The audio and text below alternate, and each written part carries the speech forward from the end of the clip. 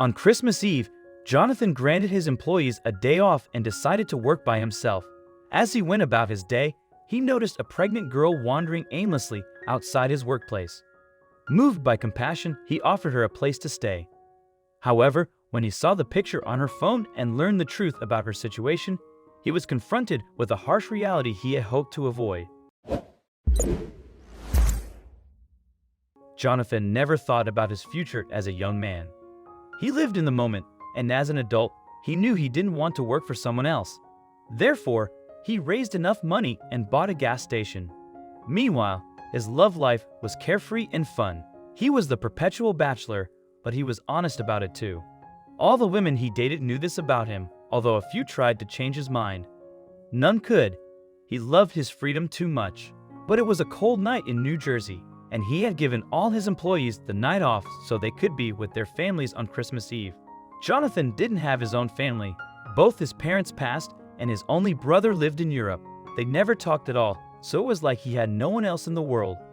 He could always find someone to warm his bed, but he never tried to do it on special holidays. That would give women the wrong idea, so he always spent it alone. Working the night shift at the gas station was not so bad. It was mainly empty tonight, so he scrolled absent-mindedly through his phone for a long time. However, a young woman outside caught his attention. He noticed she wasn't wearing a jacket and her hands were wrapped around her. "She's going to freeze," Jonathan thought as he got up and wandered outside, tightening his hoodie over his head. "Hey lady, what are you doing out here? It's freezing. Come in," he called out, and only when she turned did he realize that she was pregnant. "Jesus."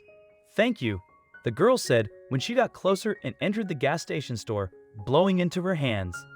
"The coffee machine is working. It has hot chocolate, too." Jonathan pointed to the corner. "Sorry, I don't have any money. I just got kicked out by my father. My step." "Well, whatever." The girl shook her head and reached into her pocket to check her phone.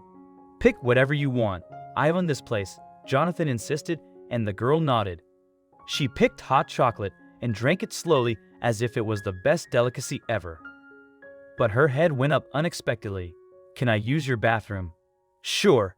It's over there," he pointed, and the girl rushed, leaving her few things on a counter in the corner. Her phone started ringing, and Jonathan couldn't help his curiosity. He got closer to check who it could be, but the call ended. However, his eyebrows went down as he spotted the screensaver, or lock screen, on her phone. It was a picture of him from around 19 years ago, and his arm was around someone he hadn't thought of in just as long, Sally. "Thank you, sir," the girl said, interrupting his snooping. "Is everything okay?"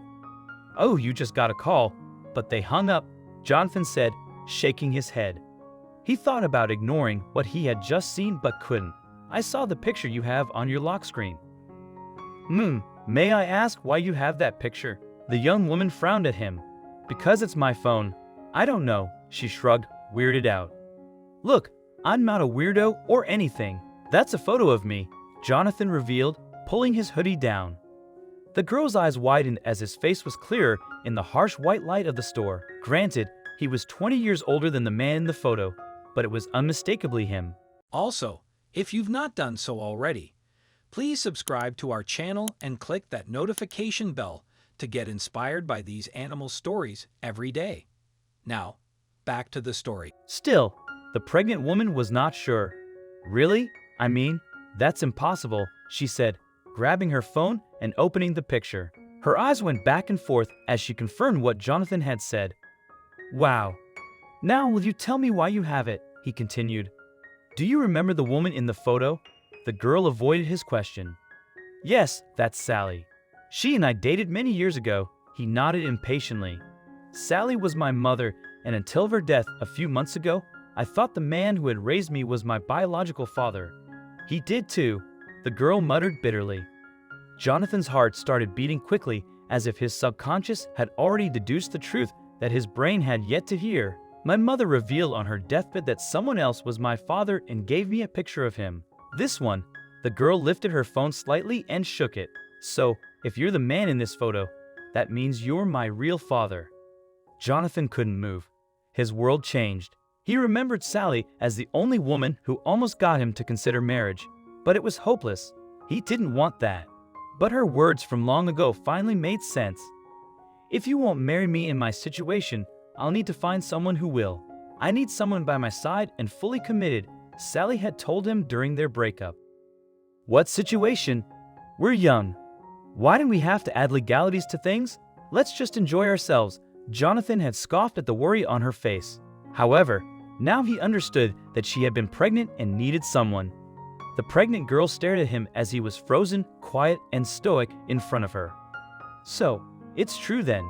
Mom said you had no idea and didn't want to commit, so she left and found a man to raise me. I'm Florence. Sally died. She had terminal cancer. It was fast. It's the only mercy ever. However, she told me the truth on her deathbed, and although I didn't want him to know, my father found out. Things changed a lot for me after that, Florence continued, looking down. He kicked you out because you are not his biological child.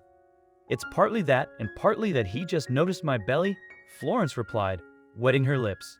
He didn't know and got angry. And here we are. Here we are, Jonathan repeated, zombie-like.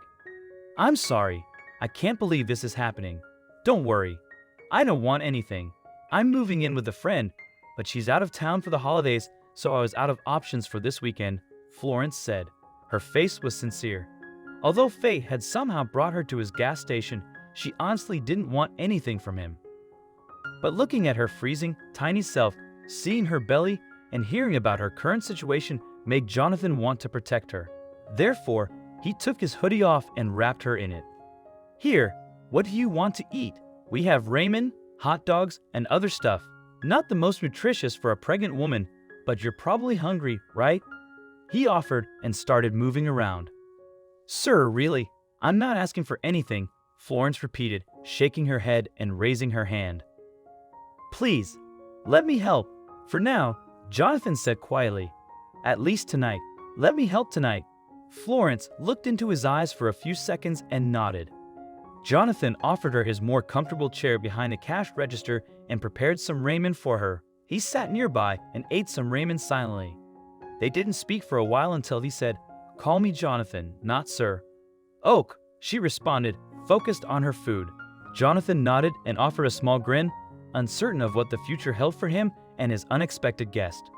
Yet, as he shared a meal with his daughter on Christmas Eve, an experience he never thought he would have, he felt a sense of calm. He didn't feel the need to flee or be afraid. Instead, he realized he was exactly where he was meant to be.